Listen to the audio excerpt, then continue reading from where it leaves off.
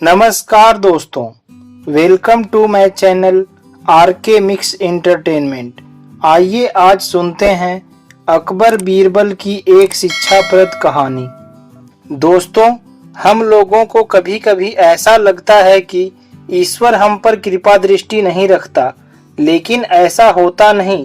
कभी कभी तो उसके वरदान को भी हम लोग साफ समझने की भूल कर बैठते हैं। वह हमको थोड़ी पीड़ा इसलिए देता है ताकि हम किसी बड़ी मुसीबत से बच सकें। आइए आज इसी पर आधारित एक कहानी सुनते हैं। बीरबल एक ईमानदार तथा धर्म प्रिय व्यक्ति था। वह प्रतिदिन ईश्वर की आराधना बिना नागा किया करता था। इससे उसे नैतिक व मानसिक बल प्राप्त होता था। वह अक्सर कहा करता था कि ईश्वर जो भी करता है मनुष्य के भले के लिए ही करता है। एक दरबारी को बीरबल की इस तरह की बातें पसंद नहीं आती थी। एक दिन वही दरबारी दरबार में बीरबल को संबोधित करता हुआ बोला, देखो ईश्वर ने मेरे साथ क्या किया है। कल शाम को जब मैं जानवरों के लिए चारा काट रहा था तो अचानक मेरी छोटी उंगली कट गई। क्या अब भी तुम यही कहोगे कि ईश्वर ने मेरे लिए यह अच्छा किया है? उसकी बातों को सुनकर बीरबल कुछ देर चुप रहे, फिर बोले, हाँ, मेरा अब भी यही विश्वास है, क्योंकि वह जो कुछ भी करता है मनुष्य के भले के लिए ही करता है। बीरबल की बातों को सुनकर वह दरबारी नाराज हो गया और बोला, एक तो मेरी उंगली कट गई और आपको इसमें भी अच्छाई नजर आ रही है। मेरी पीड़ा तो जैसे कुछ भी नहीं। कुछ अन्य दरबारियों ने भी उसके सुर में सुर मिलाया। तभी बीच में हस्तक्षेप करते हुए बादशाह बोले, बीरबल, हम भी अल्लाह पर भरोसा रखते हैं, लेकिन यहाँ पर हम तुम्हारी बात से सहमत नहीं हैं। इस मामले में ऐसी कोई बात दिखाई नहीं देती जिसके लिए उसकी तारीफ की जाए। बीरबल मुस्कुराते हुए बोले, ठीक है जहाँ पनाह, अब यह तो समय बीतने के साथ ही पता चल पाएगा। इस बात के 3 महीने बीत चुके थे। संयोगवश एक दिन वही दरबारी जिसकी उंगली कट गई थी घने जंगल में शिकार खेलने निकला हुआ था और एक हिरन का पीछा करते करते वह भटक कर आदिवासियों के इलाके में चला गया।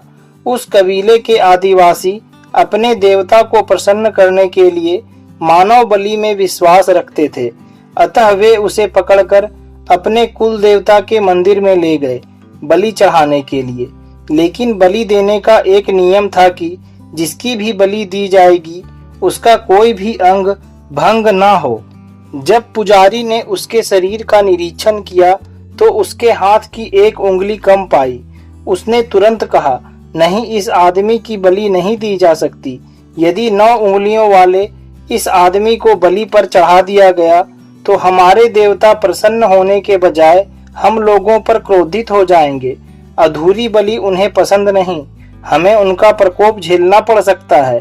इसलिए ऐसे व्यक्ति की बलि ना देना ही ठीक रहेगा। उनके मुखिया ने सारी बातों को सुनने के बाद कहा, चूंकि यह व्यक्ति हमारे किसी काम का नहीं है, इसलिए इसे यहाँ से दूर ले जाकर छोड़ दिया जाए। वहां से मुक्त होने के बाद वह दरबारी भागता हुआ अपने राज्य पहुंचा और भगवान का शुक्रिया अदा किया। अगले दिन वह दरबार में बीरबल के पास आकर रोने लगा। बादशाह भी तब तक दरबार में आ चुके थे और उस दरबारी को बीरबल के सामने रोता देखकर हैरान रह गए। तुम्हें क्या हुआ, रो क्यों रहे हो? उन्होंने सवाल किया। जवाब में उसने अपनी आप बीती विस्तार से कह सुनाई। वह बोला, जहां पनाह, आज मुझे विश्वास हो गया है कि ईश्वर जो कुछ भी करता है मनुष्य के भले के लिए ही करता है। यदि मेरी उंगली न कटी होती तो निश्चित ही वे आदिवासी मेरी बलि चढ़ा चुके होते।